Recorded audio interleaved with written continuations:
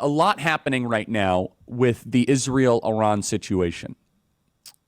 So missiles are going back and forth between Israel and Iran, and more civilians are being killed in Israel. A hospital was hit in Israel. And there is a moral distinction between the targets that Israel is going after and hitting and the targets that Iran is going after and hitting. I saw my great friend Dennis Prager in the hospital, and he's fighting, and he's doing better. He's fighting. He's still in a tough spot, but he is doing better. And he was able to actually speak to me, which was phenomenal. I saw him the other day, and he said, Charlie, I watch your show every single day, and we should pray for Dennis.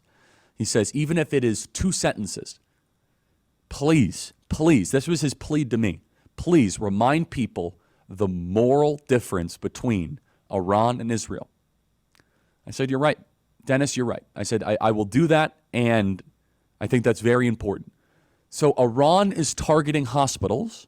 Israel is targeting military sites and military-adjacent type institutions. That's very important.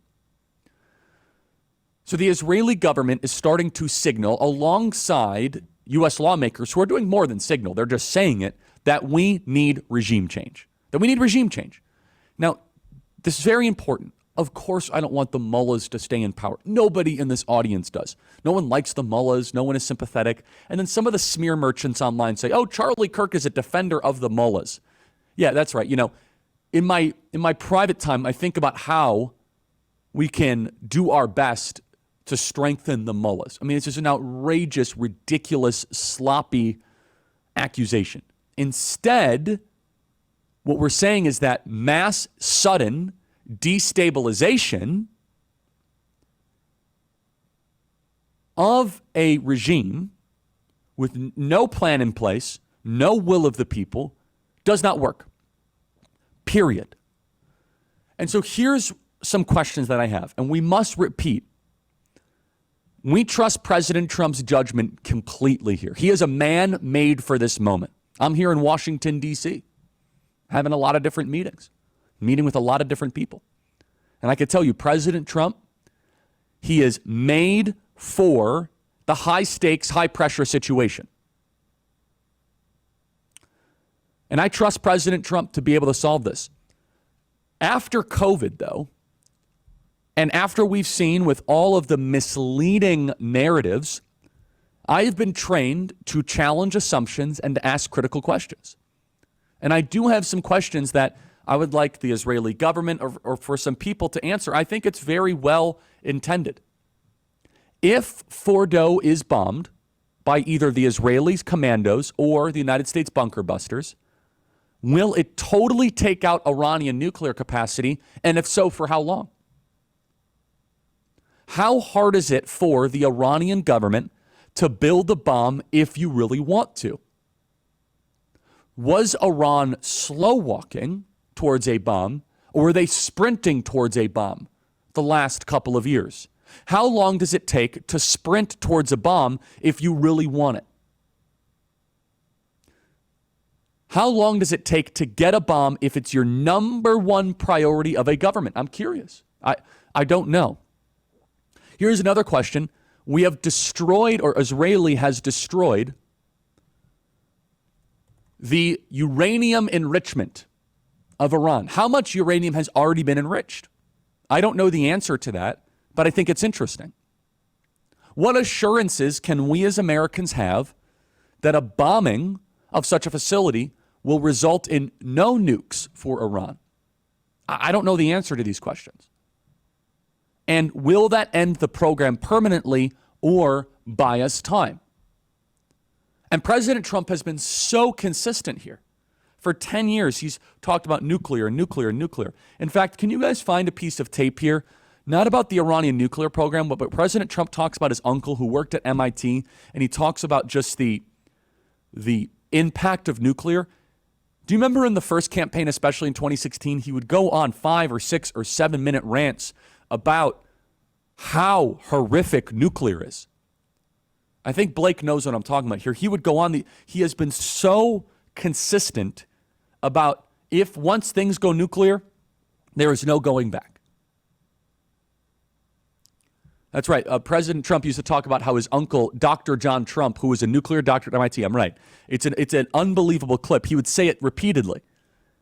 And President Trump, this was a formative geopolitical experience for him when he was growing up, of how dangerous and significant a nuclear bomb in the wrong hands is, and how it changes all the cards in the region, and how you must take a country more seriously, even though they're a bunch of maniacs, when they do not have a nuclear bomb. Look at North Korea. Some people I talk to on the street and in the grassroots have the impression, and I don't know if this impression is true or not, that bombing Fordo will be a permanent setback for the Iranian nuclear program, that it's gone forever. However, there are comments from the Israeli government in the last couple of days. They've said that, and I'm paraphrasing, that a nuclear program is a mindset. That this is all just about buying time. Well, that's interesting.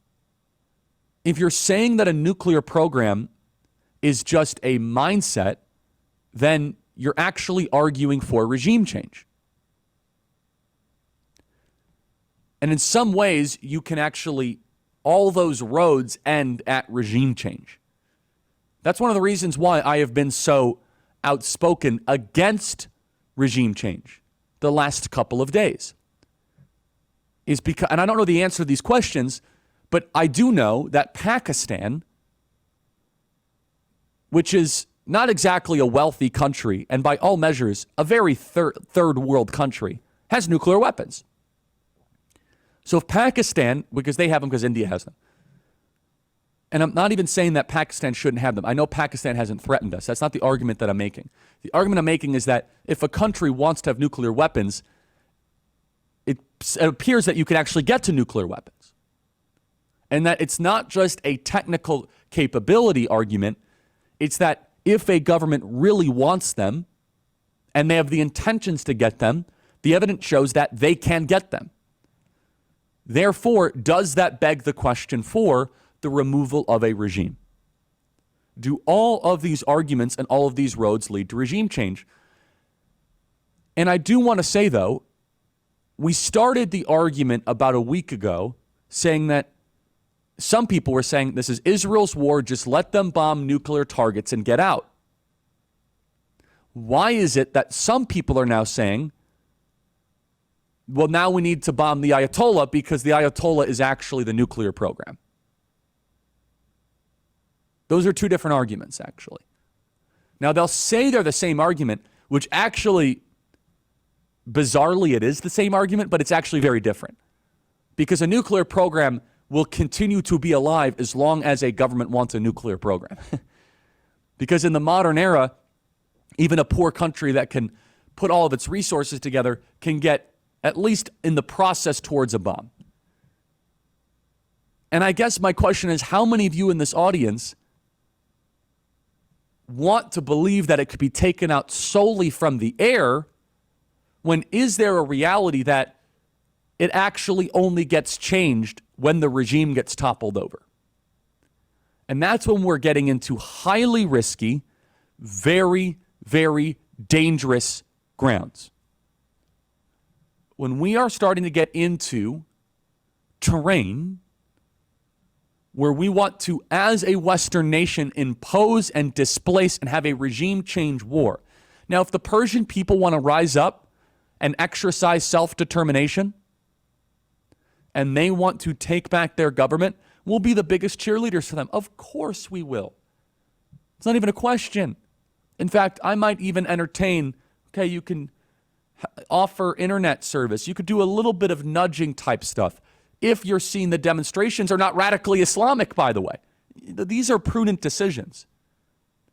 But to do what Lindsey Graham is saying, and saying that we have to go take out the Ayatollah, bomb the oil fields, take out the electricity, and just do complete regime change by force, I'm sorry, look at Libya. And there is another component here that people are missing.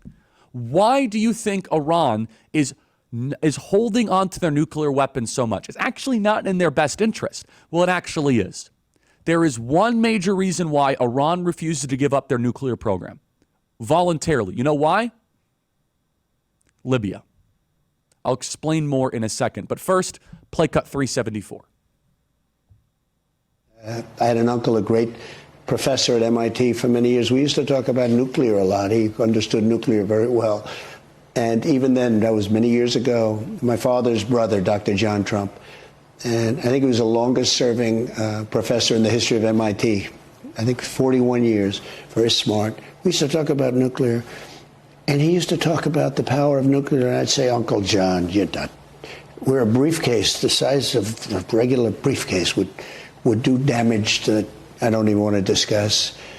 And we're a long way from that in terms of the advancement of that technology, and it's very bad, very scary.